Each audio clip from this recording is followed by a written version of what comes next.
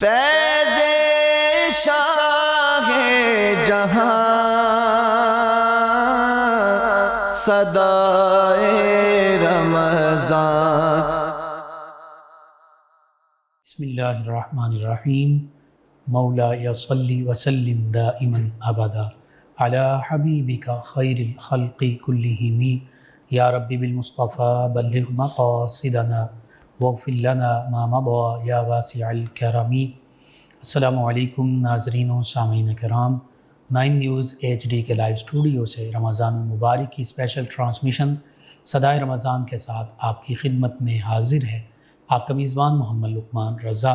ناظرین و سامعین، ان مبارک گھڑیوں میں آج کا ہمارا موضوع سخن ہے تلاوت قرآن مجید فرقان حمید، اور خود قرآن مجید فرقان حمید کی فضیلت کیا ہے، اور اعتکاف میں بالخصوص اعتکاف کی فضیلت، اور اعتکاف کے دوران ہمیں کیسے قرآن مجید فرقان حمید سے اپنا تعلق استوار کرنا چاہیے، اس پر گفتگو ہوگی۔ قرآن مجید فرقان حمید کتاب ہدایت ہے، نور ہے، روشنی ہے، دلوں کو روشن منور کرنے والا، اور جو اخلاص کے ساتھ ہدایت کا طالب بن کر اسے پڑھتا ہے تو اللہ تعالیٰ اس کے ذریعے سے ہدایت بھی عطا فرماتا ہے، قوموں کو عروج بھی عطا فرماتا ہے، اس دنیا میں بھی یہ کامیابی فلاح کا ضامن ہے، اور کل روز محشر بھی رمضان المبارک اور قرآن مجید فرقان حمید ہمارے لیے ہماری سفارش اور شفاعت کا باعث بنیں گے، یعنی ہماری بخشش کا ذریعہ ٹھہریں گے۔ اسی حوالے سے ان دونوں موضوعات پر گفتگو ہوگی۔ ہمارے ساتھ شریک گفتگو ہوں گے ہمارے معزز مہمان اسلامک اسکالر جناب علامہ ابوالخیر محمد یامین قریشی صاحب۔ ان کے ساتھ آقا کریم صلی اللہ علیہ وآلہ وسلم کی مدح سرائی کے لیے موجود ہیں ہمارے مہمان ثنا خان جناب حافظ و قاری محمد ضیاء الرحمن اشرفی صاحب۔ میں آپ دونوں معزز مہمانوں کو اس پروگرام میں خوش آمدید کہتا ہوں۔ سب سے پہلے جناب علامہ ابوالخیر محمد یامین قریشی صاحب، قرآن مجید فرقان حمید جو کہ حقیقت میں سب سے زیادہ پڑھی جانے والی کتاب، اور نہ صرف آج کے دور کے لیے بلکہ جب سے نازل ہوئی اور تا قیام قیامت یہی سب سے بڑی ہدایت اور رہنمائی کا ذریعہ ہے ہمارے لیے یہ کتاب مجید فرقان حمید۔ تو قرآن مجید فرقان حمید کا معنی کیا ہے، اور پھر قرآن مجید فرقان حمید کی اپنی فضیلت کیا ہے، پھر اس کے تلاوت کی فضیلت کیا ہے، قرآن و سنت کے حوالے سے ناظرین کی رہنمائی کیجیے۔ بسم اللہ الرحمن الرحیم۔ اللہم صلی علی سیدنا و مولانا محمد وعلی آلہ واصحابہ وبارک وسلم۔ سب سے پہلے تو میں آپ کا 9 نیوز چینل کی جملہ ٹیم کا اور ٹرانسمیشن کے تمام حضرات کا جو اس میں معاون ہیں سب کا سپاس گزار اور ممنون ہوں کہ ماہ مقدس میں اس مبارک رمضان المبارک کی مبارک ساعتوں کے اندر عظیم الشان ٹرانسمیشن کا اس پروگرام کا انعقاد کیا۔ اللہ تعالیٰ سب کو جزائے خیر عطا فرمائے، آمین، اس کی ظاہری باطنی برکات نصیب فرمائے، آمین، اور اس کے صدقے ہم سب کی کامل بخشش فرمائے، ہمارے سامعین و ناظرین کو بھی اس کا روحانی فیض عطا فرمائے۔ آمین۔ ماہ رمضان المبارک کا قرآن کے ساتھ بڑا گہرا ربط ہے، تعلق ہے، سبحان اللہ، جس کو اللہ تعالیٰ نے قرآن پاک میں بیان فرمایا ہے۔ آپ کا جو سوال ہے بھئی قرآن کا مطلب کیا ہے، معنی کیا ہے؟ جی، قرآن کا معنی ہے سب سے زیادہ پڑھی جانے والی کتاب، اللہ اکبر، اس کی سب سے زیادہ تلاوت کی جائے، ٹھیک ہے، اسے سب سے زیادہ بار بار پڑھی جانے والی کتاب۔ قرات اور قاری اور قرآن قرآن یہ بار بار پڑھے جانے والی چیز کو کہا جاتا ہے، ٹھیک ہے، اور قرآن بار بار پڑھنے والی کتاب کو کہا جاتا ہے۔ سبحان اللہ، عظمت اور شان اور فضیلت کے کیا کہنے اللہ کہ اکبر، اس قرآن کی عظمت کے بارے میں خود مالک قرآن، سبحان اللہ، خود رب کریم جل وعلا ارشاد فرما رہا ہے کہ لو انزلنا ھذا القرآن علی جبل لرأیتہ خاشعا متصدعا من خشیۃ اللہ۔ فرمایا اگر اس قرآن کو ہم پہاڑوں پر نازل فرما دیتے اللہ تو خشیت الہی سے، اس کی ہیبت سے، اس کے دبدبا سے، اور اس کے اندر جو فیوز و برکات اور انوار و تجلیات ہیں جی، ان کی ہیبت کا یہ عالم ہے کہ کہ وہ پہاڑ ریزہ ریزہ ہو جاتے، اللہ ٹکڑے ٹکڑے ہو جاتے اور اس کی نورانیت اور ہیبت کو برداشت نہ کر سکتے۔ اللہ اکبر۔ یہ قرآن کی عظمت ہے، یہ شان ہے۔ اور اس کے آغاز میں جب قرآن پاک بندہ کھولتا ہے نا، اس کے بالکل آغاز میں دیکھتا ہے تو عقلوں کو حیران کر دینے والا جملہ بندہ پڑھ کے دھنگ رہ جاتا ہے اللہ اکبر۔ کہ وہ ایسی سٹیٹمنٹ ہے، ایسا جملہ اس کے آغاز میں اللہ سبحانہ و تعالیٰ نے ارشاد فرمایا ہے، اس کو پڑھتے ہی تجسس پیدا ہو جاتا ہے، خود بخود لگن پیدا ہوتی ہے، خود بخود بندے کی توجہ اس طرف مبذول ہو جاتی ہے کہ فرما دیا کہ ذالک الکتاب لا ریب اللہ فیہ، اکبر۔ یہ وہ کتاب ہے۔ سبحان اللہ۔ یہ قرآن کی عظمت اور شان ہے کہ ایسی عظمت اور شانوں والی کتاب ہے کہ جس میں کسی قسم کے شک کی شبہ کی گنجائش ہی نہیں ہے۔ اللہ اکبر۔ بے شک۔ اب یہ جملہ جب شروع میں بندہ اس کو دیکھتا ہے نا تو تجسس پیدا ہو جاتا ہے کہ یار دیکھیں تو صحیح صحیح۔ کہ اس کے اندر کیا ہے۔ پھر وہ جیسے جیسے آگے بڑھتا چلا جاتا ہے تو اس کے اندر پھر آگے فرمایا کہ ہدی للمتقین، اللہ اکبر۔ اس کی فیض کی یہ کیفیت ہے، اس کو پڑھنے کی، دیکھنے کی، چھونے کی اس کی فضیلتیں اور برکتیں ہیں کہ جو اس کو دیکھتا ہے، پڑھتا ہے، چھوتا ہے، تلاوت کرتا ہے، سنتا ہے۔ اللہ اکبر۔ آج تو جدید سائنس نے بھی اس کو تسلیم کیا ہے کہ دل کے، ہارٹ کے مریضوں کو، دماغی مریضوں کو اگر قرآن سنایا جائے، سورہ رحمان کی تلاوت سنائی جائے، جس کے وجد اور کلام کی تاثیر کا یہ عالم ہے، اس کی آواز اور اس کے خوبصورت نورانی نغموں کی یہ کیفیت ہے، اس کی آیتوں کا ربط اتنا کمال کا ہے، اور اس کے اندر اللہ سبحانہ و تعالیٰ کی خاص برکتوں کا نزول ہوتا ہے۔ اس کو سن لیا جائے تو دل کے مرض ختم ہو جاتے ہیں، اللہ اکبر۔ سبحان اللہ۔ صرف جسمانی نہیں، روحانی امراض ختم ہو جاتے ہیں۔ یعنی وشفاء لما فی الصدور، ما فی الصدور، سینوں کے ظاہری اور باطنی تمام امراض کا یہ علاج ہے۔ سبحان اللہ۔ ٹھیک ہے، فرمایا نا کہ وَنُنَزِّلُ مِنَ الْقُرْآنِ مَا هُوَ شِفَاءٌ وَرَحْمَةٌ لِّلْمُؤْمِنِينَ۔ سبحان اللہ۔ سبحان اللہ۔ فرمایا یہ مومنوں کے لیے شفا ہے، مومنوں کے لیے رحمت ہے، بے شک۔ یہ رب کا قرآن ہے، اور اس کی ہر آیت نور سے بھری ہوئی ہے۔ بے شک۔ بے شک۔ ٹھیک ہے، اس لیے وہ فرمایا گیا تھا نا کہ لَقَدْ جَاءَكُمْ لَقَدْ مَنَّ اللَّهُ عَلَى الْمُؤْمِنِينَ إِذْ بَعَثَ فِيهِمْ رَسُولًا، ایک جگہ ہے قَدْ جَاءَكُمْ مِنَ اللَّهِ نُورٌ وَكِتَابٌ مُبِينٌ۔ سبحان اللہ۔ ٹھیک ہے، یہ اس نور سے مراد حضور کی ذات اقدس بھی ہے، اور اس نور سے مراد کتاب کا نور بھی ہے۔ اللہ اکبر۔ ٹھیک ہے، اور اس کتاب کی فیض آفرینی کے تو جگہ جگہ تذکرے ہیں۔ بے شک۔ بے شک۔ الف لام میم آغاز میں بھی ہے، جی۔ الف لام را کتاب انزلناہ الیک لتخرج الناس من الظلمات الی النور سبحان اللہ۔ باذن ربہم الی صراط العزیز الحمید۔ فرمایا یہ کتاب ہم نے نازل فرمائی ہے کہ اے محبوب اس کے نور سے آپ لوگوں کو گمراہی سے نکال کے اللہ کے حکم سے ہدایت کی طرف لے آئے۔ اللہ اکبر۔ خود بھی آقا کریم صلی اللہ علیہ وآلہ وسلم نور، کتاب بھی نور، اور قلب نور پر یہ نازل ہوئی، اور پھر ہدایت کا ذریعہ نبی کریم صلی اللہ علیہ وآلہ وسلم بھی ہیں، اور یہ کتاب ہدایت بھی ہے۔ کتاب ہدایت، اس میں پچھلے قوموں کے حالات کا تذکرہ بھی ہے، اس میں کائنات کی ابتدا سے لے کر کائنات کی انتہا تک اس کائنات میں جو کچھ موجود ہے۔ قرآن کریم میں ایک جگہ رب کریم جل وعلا نے قرآن کے اعجاز کو بیان فرماتے ہوئے فرمایا کہ رتب ولا یابس الا فی کتاب مبین، ہر خشکی و تری کا تذکرہ اس کے اندر موجود ہے۔ اللہ سبحانہ و تعالیٰ کی وحدانیت کا تذکرہ ہے، هو الاول والآخر والظاہر والباطن وهو بكل شیء علیم، ان اللہ علی کل شیء قدیر، اللہ خالق کل شیء وهو علی کل شیء وکیل، الرحمن علم القرآن، وہ رحمان ہے جس نے قرآن سکھایا ہے۔ ٹھیک ہے، انسان کی تخلیق سے لے کر خلق الانسان علمہ البیان، اس کا بولنا، اس کا چلنا، اس کا پھرنا، اس کا سننا، سماعت کرنا، گویا اس قرآن کو آپ پڑھیں تو یہ قرآن آپ سے باتیں کرے گا، بے شک، آپ کو اپنی حیثیت بتائے گا، اللہ اکبر، آپ کو اپنا وقار بتائے گا کہ اے انسان، اے بندہ خدا، تیری حیثیت کیا ہے، تیرا مقام کیا ہے۔ هل اتى على الانسان حين من الدهر لم یکن شیئا مذکورا. اللہ پھر قرآن کو اگلی آیت پڑھیں گے نا تو وہ یہ واضح کرے گا آپ کے سامنے، یہ عقدے کھول دے گا.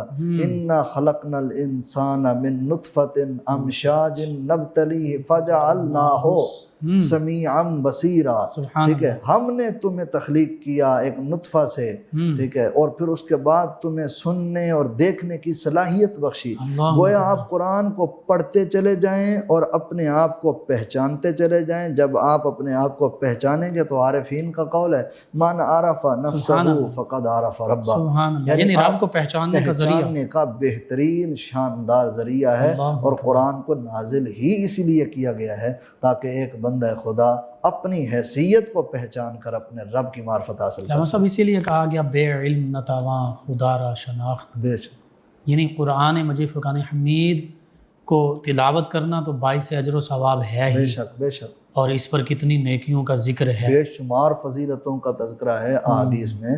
سورہ اخلاص کی تلاوت کی فضیلتیں ہیں، سورہ یاسین کی تلاوت کی فضیلتیں ہیں، دیگر مزید صورتوں کا اور ان کی مخصوص آیات کا، آیت الکرسی کی فضیلت ہے. سورۃ فاتحہ کو ام الکتاب کہا گیا سورۃ ہے، الشفاء ہے، سورۃ الشفاء کہا گیا ہے، ام القرآن اس کو کہا گیا ہے، اور بھی اس کے تقریباً 14-15 نام ہیں. ٹھیک ہے، بالکل آغاز میں ابتدا کے اندر ایسی کمال کی فاتحۃ الکتاب، فاتحۃ الکتاب، کتاب کا آغاز کرنے والی، کھولنے والی کتاب، بالکل یعنی دروازہ کھولنے والی کتاب.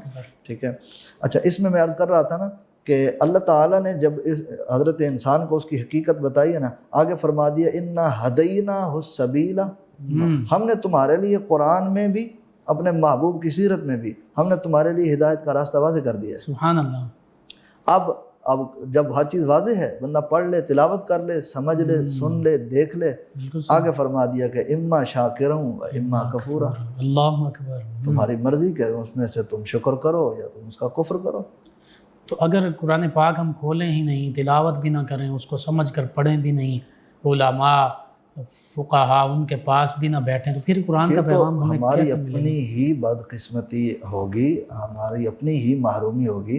ورنہ تو قرآن کا تو ہر حرف فیض سے لبریز ہے. دیکھیں نا کہ اس رب کا کلام ہے جو ساری کائنات کا خالق ہے. سبحان اللہ. ٹھیک ہے، اور اس کے کلام کی تاثیر اور اس کے کلام کی نورانیت جب ہم اس کو کھولتے ہیں، پڑھتے ہیں، تو وہ خود بخود محسوس ہوتی ہے. بے شک. وَلَقَدْ يَسَّرْنَا الْقُرْآنَ لِلذِّكْرِ فَهَلْ مِن مُدَّكِرٍ. فرمایا ہم نے اس کو آسان کر دیا ہے، کوئی ہے اس کو پڑھے، اس کو سمجھے.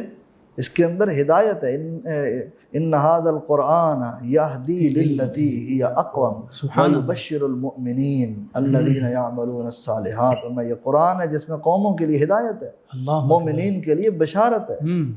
اور جو اچھے عمل کریں، نیک صالح بن جائیں، تو ان کے لیے تو فرمایا ان لہم اجرا کبیرا. سبحان اللہ، سبحان اللہ. ان کے لیے تو بہت بڑا اجر کبیر فرما دیا اللہ نے کہ ان کے لیے اجر موجود ہے کہ جو اس کی طرف آئے، اس کو پڑھے، اس کو کھولے، اس کو دیکھے، اس کو چھوئے. اس کو چھونا بھی برکت سے خالی نہیں ہے، اس کو دیکھنا بھی قرآن کو برکت سے خالی نہیں ہے. ٹھیک ہے، پھر اس کی تلاوت تو پھر فیض بانٹتی ہے. اللہ اکبر. اور علامہ صاحب دیکھیے حدیث مبارکہ میں ہے نا کہ یہ قرآن مجید فرقان حمید ایسی کتاب ہے کہ جو اس سے تمسک کرتا ہے وہ بلندی، ترقی، اعلیٰ درجات پا لیتا ہے. جو قوم اس پر عمل کرنے والی بن جائے گی، اللہ تعالیٰ کی طرف سے اس کو رحمتیں مل جائیں گی. بالکل. صحاح ستہ میں ایک متفق علیہ حدیث مبارکہ ہے اور شہرہ آفاق ہے. حضور سید عالمین صلی اللہ علیہ وآلہ وسلم نے قرآن کریم کا اعجاز اور اس کی فضیلت بیان فرماتے ہوئے فرمایا خیرکم من تعلم القرآن وعلمہ. فرمایا تم میں بہترین ہے وہ انسان اللہ اکبر جو قرآن کی خود تلاوت کرے، قرآن سیکھے اور دوسروں کو قرآن پڑھنا سکھائے. سبحان اللہ. کیونکہ سب سے پہلے قرآن کو پڑھنا آنا چاہیے، پھر اس کے معانی اور مطالب اور مفاہیم اور مقصد نزول معلوم ہونا چاہیے. بالکل صحیح.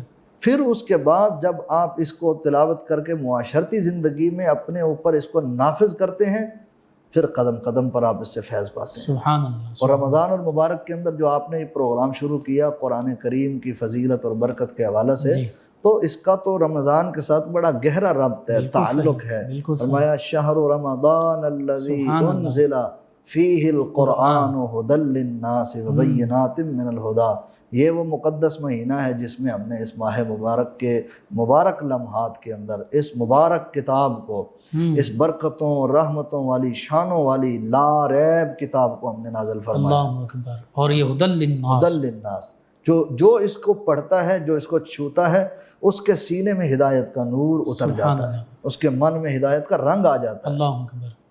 اور جب حضور سید عالمین صلی اللہ علیہ وآلہ وسلم اس کو تلاوت فرماتے، اللہ اکبر، اچھا قرآن ہے، پڑھنے والے صاحب قرآن ہیں، سبحان اللہ۔ اور ذرا غور فرمائیں، لب حضور کے ہیں، الفاظ قرآن کے نکل رہے ہیں، تو وہ مبارک لبوں کو چھوتے ہوئے وہ الفاظ ان لبوں کا جناب یوں سمجھیں لبوں سے مس ہو کر، مبارک دندان سے مس ہو کر یہ الفاظ جب نکلتے ہیں، آگے سماعت کرنے والے جو کان ہیں وہ حضور کے یاروں کے ہیں، سبحان اللہ، وہ حضور کے صحابہ کے ہیں، آواز حضور کی ہے، سبحان اللہ، کلام رب کا ہے، اللہ اکبر، ٹھیک ہے، اور وہ نکل کے حضور کے لب اقدس سے حضور کے صحابہ کے کانوں میں وہ آواز آ رہی ہے۔ قرآن کے اس فیض سے جتنا فیض حضور کے صحابہ نے حضور سے پایا ہے، اللہ اکبر، کمال ہے۔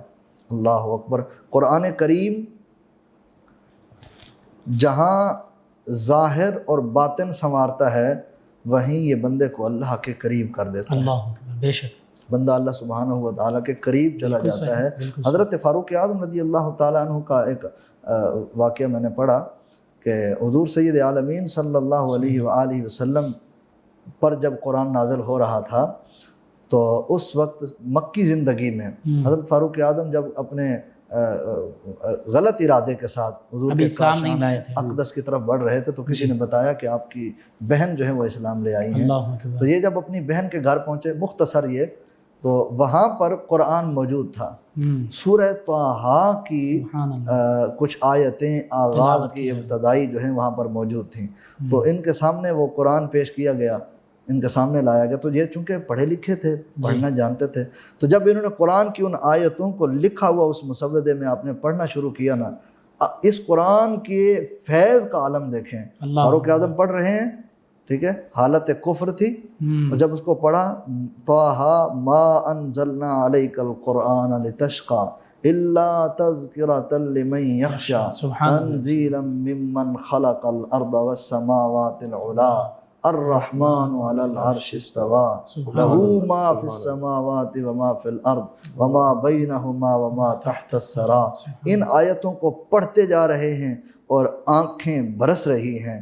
حضرت فاروق اعظم رضی اللہ تعالی عنہ نے جب یہ پڑھا تو کہنے لگے قریش مکہ اس سے بھاگ رہے ہیں، اللہ اکبر، اس سے بھاگ رہے ہیں، بالکل صحیح، اس وجداور کلام سے بھاگ رہے ہیں، کیسے بے وقوف ہیں وہ لوگ، اس کلام کی تاثیر دیکھیں، اس کی فیض آفرینی دیکھیں۔ سبحان اللہ، اللہ اکبر۔ جب انہوں نے پڑھا تو ان کا من نور کی روشنیوں سے جگمگانے لگا، اور پھر اس نورانی کیفیت کے ساتھ بارگاہ مصطفیٰ جانے جانا صلی اللہ علیہ وسلم میں حاضر ہوتے ہیں، نظر مصطفیٰ پڑتی ہے تو پھر سبحان اللہ، سبحان اللہ۔ یعنی قرآن ایمان کا ذریعہ بھی ہے، بس وہ دل ایسا ہونا چاہیے، وہ سوچ ایسی ہونی چاہیے کہ جو ہدایت کی طالب ہو۔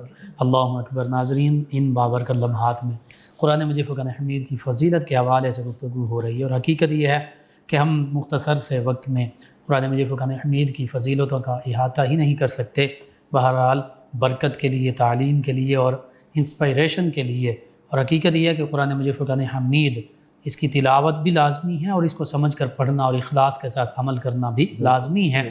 یہی آج کا پیغام بالخصوص اس حوالے سے بھی۔ ناظرین سامعین، 9 نیوز HD کے لائیو اسٹوڈیو سے رمضان مبارک کی اسپیشل ٹرانسمیشن صدائے رمضان یہ آپ کی خدمت میں پیش کی جا رہی ہے۔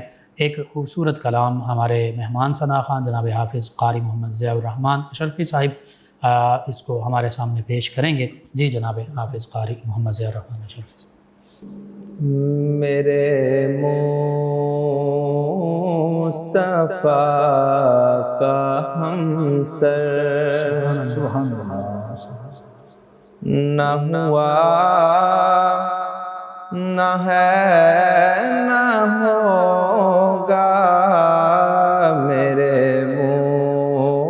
مصطفیٰ کا ہمسر نہ ہوا نہ ہے نہ ہوگا،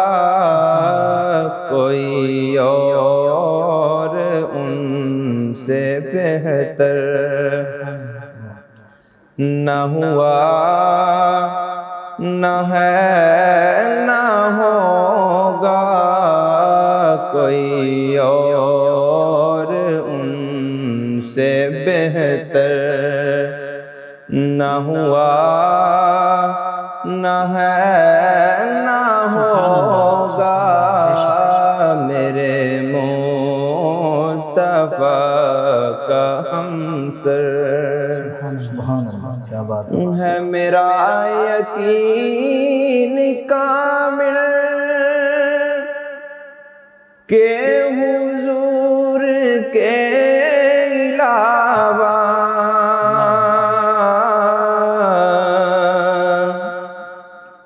واہ، ہے میرا یقین کامل کہ حضور کے علاوہ کوئی عظمتوں کا پیکر نہ ہوا نہ ہے نہ ہوگا کوئی عظمتوں کا پیکر نہ ہوا نہ ہے نہ ہوگا میرے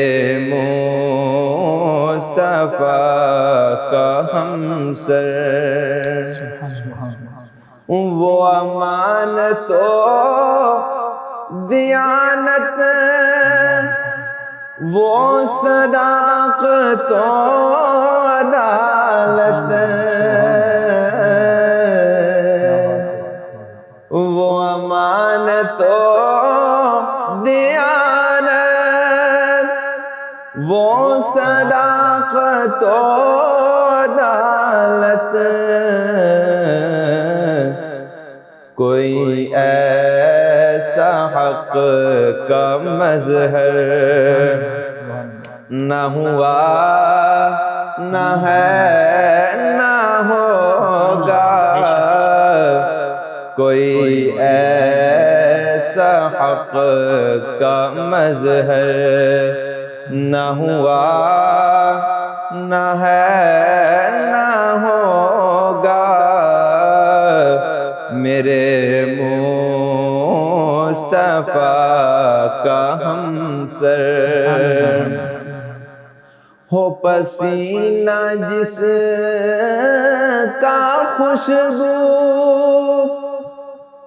میں گلاب سے بھی بڑھ کر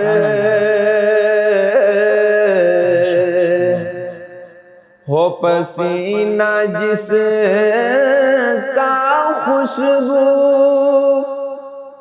میں گلاب سے بھی بڑھ کر کوئی ایسا جس میں اطہر نہ ہوا نہ ہے نہ ہوگا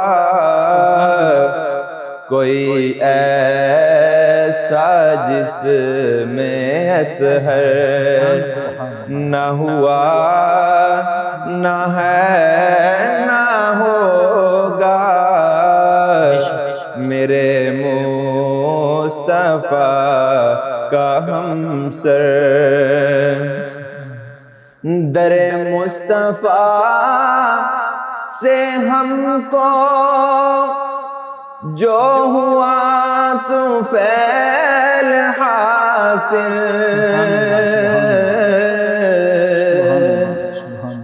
در مصطفیٰ سے ہم کو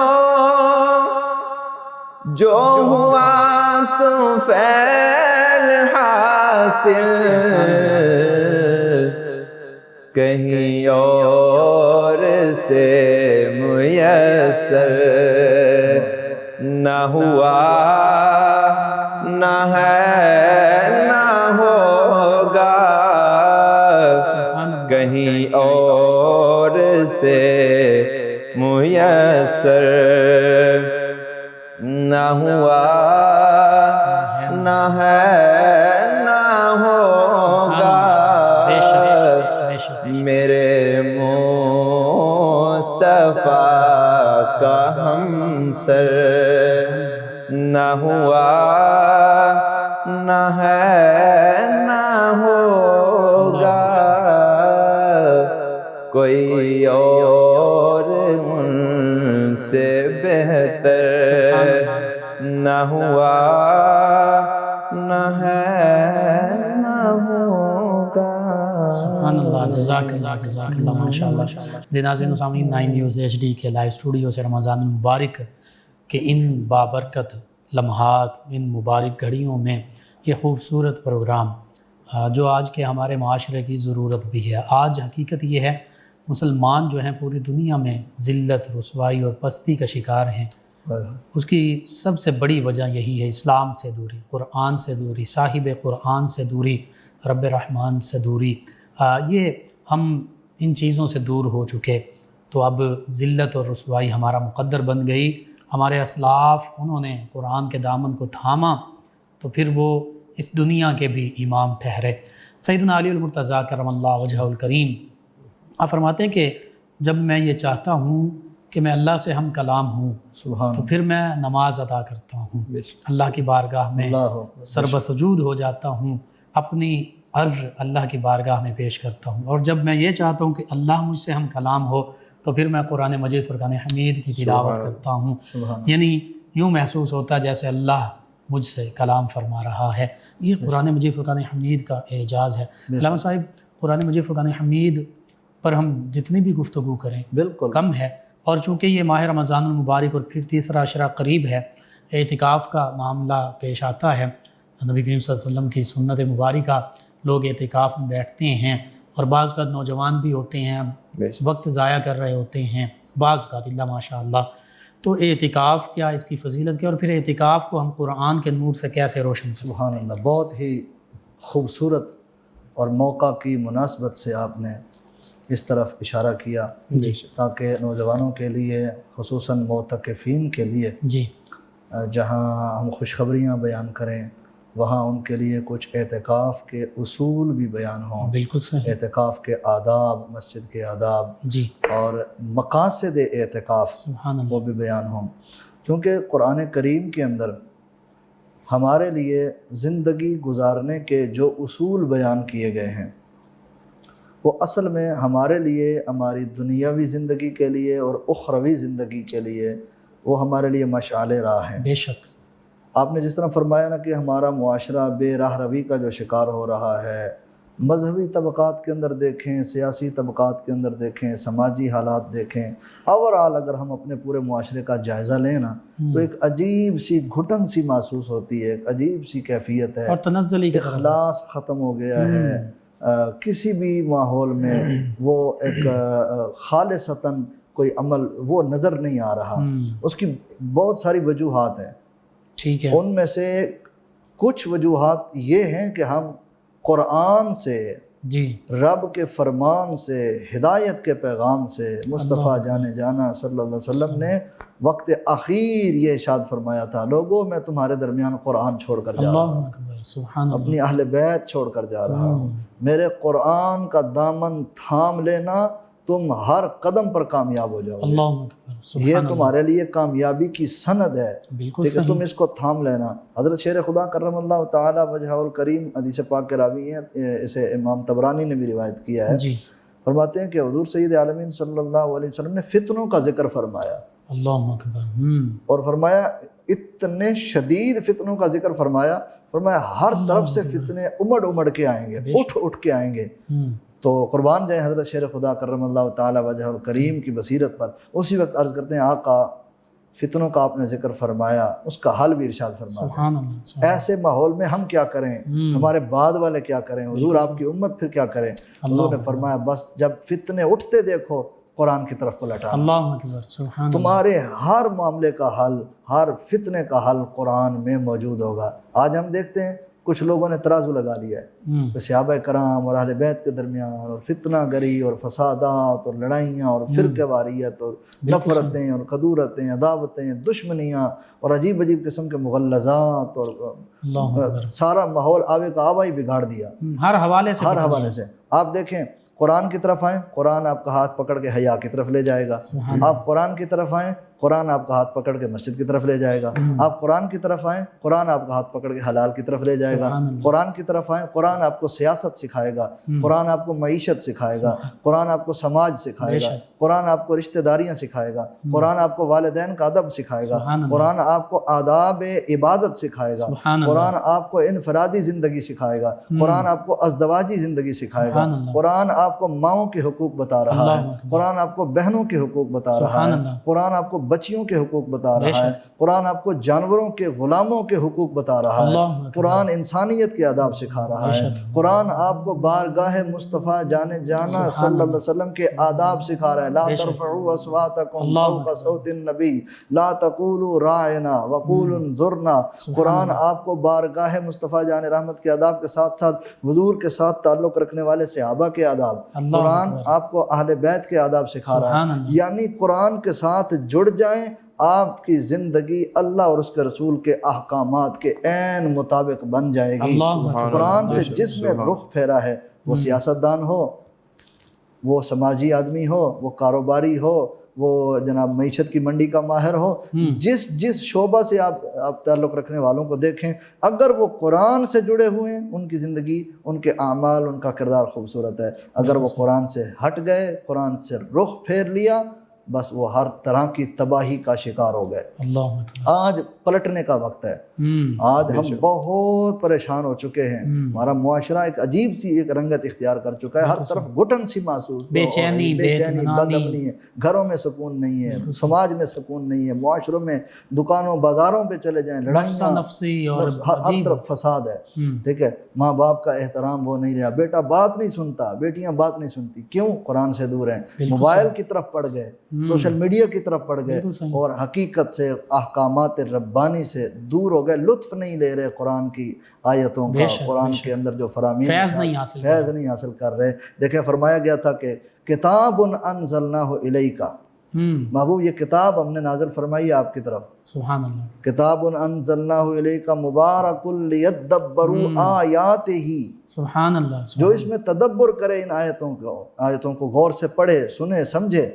وَلِيَتَذَكَّرَ أُولُو الْأَلْبَابِ، عقل مندوں کے لیے فرمایا اس کے اندر نصیحتیں ہیں، اس کے اندر تذکار پاک ہیں. اور یہ ایسی لاریب، ایسی عظیم و شان کتاب ہے کہ جس کے اندر فرمایا کہ قل، محبوب فرما دیجئے لَإِنِ اجْتَمَعَتِ الْإِنسُ وَالْجِنُّ، اگر تم جنات اور انسان کو اکٹھا کر لو، عَلَىٰ أَن يَأْتُوا بِمِثْلِ هَذَا الْقُرْآنِ لَا يَأْتُونَ بِمِثْلِهِ. فرمایا تم اس قرآن کی مثل لانے کی کوشش کرو، جاؤ، تمہیں کھلی چھٹی ہے، اجازت ہے، جاؤ. ایک جگہ فرمایا وَإِن كُنتُمْ فِي رَيْبٍ مِّمَّا نَزَّلْنَا عَلَىٰ عَبْدِنَا فَأْتُوا بِسُورَةٍ مِّن مِّثْلِهِ. ٹھیک ہے، یہ ایسی لاریب کتاب ہے، ایسی وجدآور فیض آفرین کتاب ہے. اس سے دور ہوئے اور پھر نتیجہ گمراہی کی طرف چلا گیا. اس کی طرف واپس پلٹیں. اعتکاف کے اندر بالخصوص اعتکاف کے اندر معتکفین حضرات کے لیے یہ سنہرا موقع ہے. اگر آپ نے سکولوں سے، کالجز سے، یا اپنی سرکاری ڈیوٹیوں سے، یا نجی اپنی ڈیوٹیوں سے، اداروں سے اگر آپ نے چھٹیاں لی ہیں، ہم نے دیکھا ہے اکثر لوگ چھٹیاں لیتے ہیں. ٹھیک ہے، اپنی مصروفیات سے چھٹیاں نکالتے ہیں، چھٹیاں لیتے ہیں، لیٹر لکھتے ہیں کہ ہمیں چھٹی چاہیے کہ ہم اعتکاف میں بیٹھنا چاہتے ہیں. اور پھر اعتکاف میں آ کے اعتکاف کے آداب کا لحاظ نہیں رکھا جاتا. اعتکاف دراصل چونکہ ہمارا دین جہاں ہر پہلو میں تربیت اور رہنمائی کا درس دیتا ہے، جہاں ظاہری اس میں تربیتوں کا اس میں ماحول ہے، اعتکاف دراصل ہر بندے کی روحانی باطنی تربیت کا ایک ماحول ہے. اور اللہ سے قرب، زیادہ سے زیادہ قرب حاصل کرنے کا ذریعہ. اور اس وقت دیکھیں خلوت میں بیٹھ کر، تنہائی میں بیٹھ کر رجوع اللہ کریں. وَتُوبُوا إِلَى اللَّهِ جَمِيعًا أَيُّهَا الْمُؤْمِنُونَ لَعَلَّكُمْ تُفْلِحُونَ. میں ایمان والو سچی توبہ کرو، اللہ کی طرف رجوع کرو. اور یہ اعتکاف رجوع اللہ کا بہترین موقع ہے. بالکل صحیح. اور وَتَبَتَّلْ إِلَيْهِ تَبْتِيلًا کا پیکر بن سکتا ہے، بہترین پیکر بندہ بن سکتا ہے. دیکھیں حضور سید عالمین صلی اللہ علیہ وآلہ وسلم نے اپنی حیات مبارکہ میں کبھی بھی اس کو ترک نہیں فرمایا۔ ایک مرتبہ آخری ایام میں اس کا ذکر ملتا ہے کہ ایک مرتبہ اعتکاف رہ گیا کسی سفر کی وجہ سے، تو حضور سید عالمین صلی اللہ علیہ وسلم نے اگلے سال 20 دن کا اعتکاف اور فرمایا، غالباً ایک ماہ کا بھی تذکرہ ملتا ہے۔ اور حدیث مبارکہ میں حضرت سیدنا شیر خدا کرم اللہ تعالی وجہہ الکریم فرماتے ہیں، حضور سید عالمین صلی اللہ علیہ وسلم نے ارشاد فرمایا، جس نے اللہ کی رضا کے لیے رمضان المبارک میں اعتکاف کیا اسے 2 حج اور 2 عمروں کا ثواب ہے۔ سبحان اللہ، سبحان اللہ۔ ٹھیک ہے، جس نے ایک جگہ پر ہے، وہ بھی حدیث مبارکہ کا ہی مفہوم ہے کہ حضور سید عالمین صلی اللہ علیہ وآلہ وسلم کا ارشاد گرامی ہے، جس نے اللہ کی رضا کے لیے، اس کی خالصتاً خوشنودی کے لیے ایک دن کا بھی اگر اس نے اعتکاف کیا، فرمایا اللہ تعالیٰ اس بندے کے اور جہنم کے درمیان فرمایا 3 خندقوں کا فاصلہ فرما دے گا، اور ہر خندق فرمایا مشرق سے مغرب کے درمیانی فاصلے سے زیادہ لمبی ہے۔ اس حدیث کو امام طبرانی نے روایت کیا اور دیگر محدثین بھی۔ جہنم اور انسان مسلمان کے درمیان رکاوٹ بن جاتی ہے۔ یہ تو ایک دن نفلی، ہاں، اور اگر سنت اعتکاف اگر اس کو کوئی بندہ اختیار کرے اور کوشش کرے کہ ایسی مسجد میں اعتکاف کیا جائے جو جامعہ ہو، بالکل ٹھیک، جس میں جمعہ ادا کیا جاتا ہو، ایسی مسجد میں اعتکاف کیا جائے جس میں عبادات اور نماز اور اس کے اوقات سب مقرر ہوں، اور اس مسجد میں اعتکاف کر کے کوشش کی جائے کہ زیادہ سے زیادہ خلوت نشینی رہے، قرآن کریم کو بالاہتمام تلاوت کر کے اس کا ترجمہ مفہوم کے ساتھ اس کو پڑھیں اور دیکھیں کہ میری اصلاح کہاں پر ہے۔ علماء کرام سے رہنمائی لیں کہ حضرت مجھ سے زندگی میں جانے انجانے میں غلطیاں، خطائیں، کوتاہیاں ہو گئیں، اب میں رب سے صلح کرنا چاہتا ہوں، میں رجوع کرنا چاہتا ہوں، اور اللہ اکبر، اب بندہ رجوع کرے ان اوقات کے اندر، اللہ کی بارگاہ میں رجوع کر کے خالص نیت کے ساتھ وہ اللہ کے دربار میں دھرنا دے دے اور اپنے رب کو منانے کے لیے آ جائے، اور راتوں کو جاگے، قرآن کی تلاوت کرے، کبھی سجدہ کرے، کبھی تسبیح کرے، کبھی ذکر کرے، اور پھر رب کے دربار میں بیٹھ کے اپنے دامن کو پھیلا کے بیٹھے۔ ہم نے دیکھا ہے اعتکاف کا دن ہوتا ہے، وہاں جناب مختلف قسم کے کھانے چل رہے ہوتے ہیں، گپوں میں مصروف ہوتے ہیں، موبائل لوگ یوز کرتے ہیں، منع کرنے کے باوجود بھی مساجد میں لوگ ان چیزوں سے باز نہیں آتے، اور نوجوان لڑکوں کو بٹھا لیا جاتا ہے۔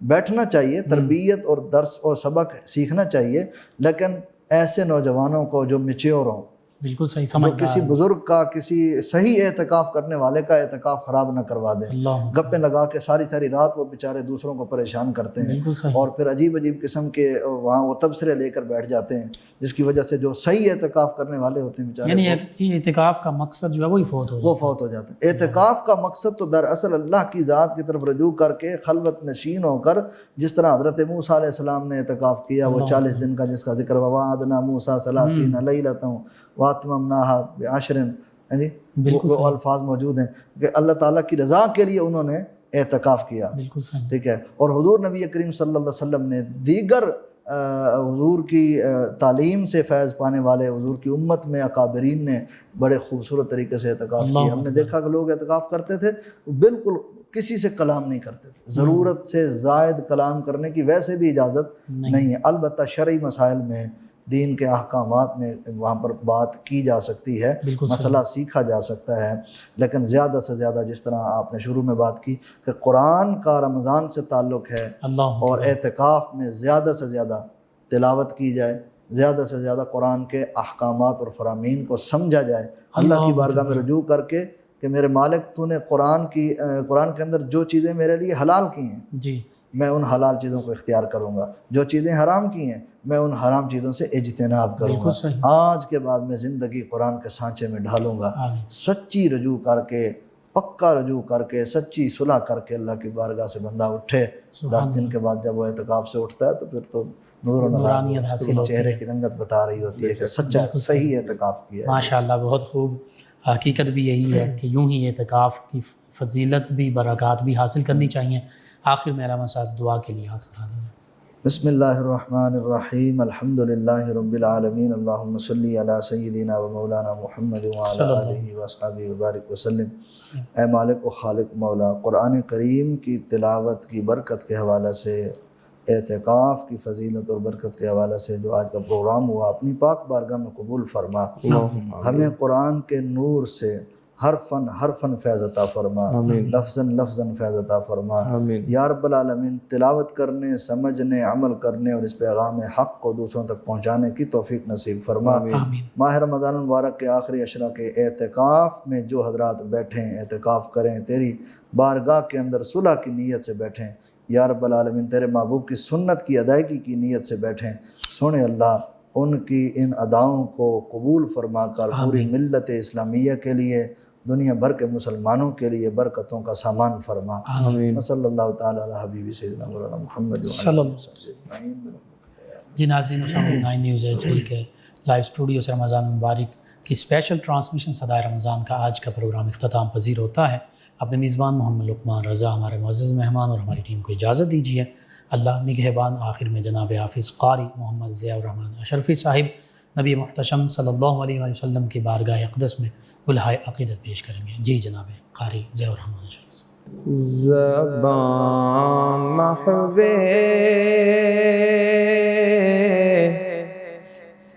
ثنا ہے گنبد خضرا کے سائے میں، کیا بات ہے۔ زبان محو ثنا ہے گنبد خضرا کے سائے میں، معدب التجا ہے گنبد خضرا کے سائے میں، معدب التجا ہے گنبد خضرا کے سائے میں، در بخشش کھلا ہے گنبد خضرا کے سائے میں،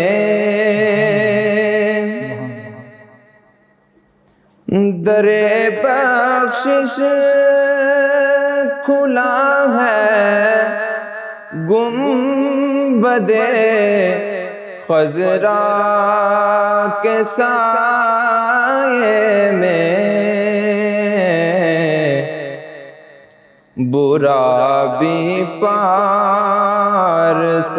ہے گنبد خضرا کے سائے میں، برا بھی پارسا ہے گنبد خضرا کے سائے میں، طلب کرنے سے پہلے گوہر مقصود ملتا ہے،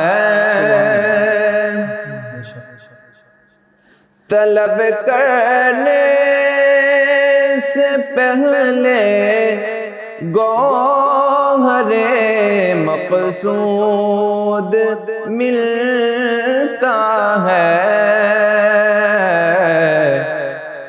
یہ تو پیر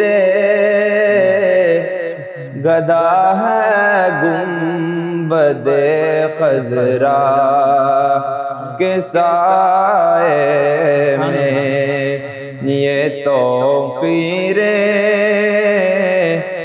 گدا ہے گنبد خضرا کے سائے میں، اور سمجھتا ہے خاموشی کی زبان ان کا کرم خالد، سمجھتا ہے خاموشی کی زبان ان کا کرم خالد خاموشی بھی صدا ہے گنبد خضرا کے سائے میں خاموشی بھی صدا ہے گنبد خضرا کے سائے میں معدب التجا ہے گنبد خضرا کے سائے میں زبان محو ثنا ہے گنبد خضرا کے سائے میں جزاک اللہ ماشاءاللہ فیض شاہ جہاں صدائے رمضان